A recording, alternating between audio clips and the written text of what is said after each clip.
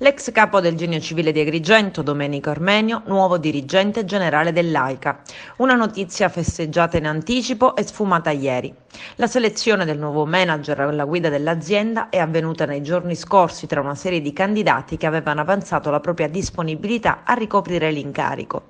La nomina doveva essere ratificata dai sindaci ieri, riuniti tra i banchi di AICA, l'azienda idrica dei comuni agrigentini. Ma la nomina di Mimmo Armenio, designato successore di Fiorella Scalia, è stata congelata. Infatti l'assemblea dei sindaci, presieduta dal primo cittadino di Grotte, Alfonso Provvidenza, convocata appositamente, non ha ratificato la nomina e ha rinviato tutto al prossimo martedì, 26 aprile.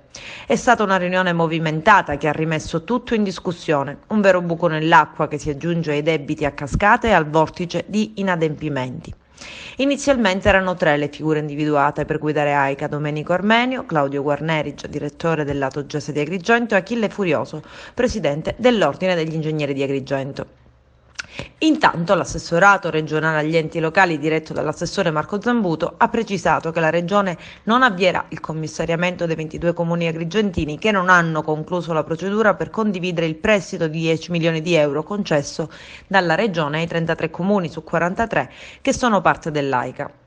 E domani, giovedì 21 aprile, durante le prime 4 ore lavorative, il personale dell'AICA si riunirà in assemblea sindacale per dibattere sul futuro occupazionale e della stabilità finanziaria dell'azienda.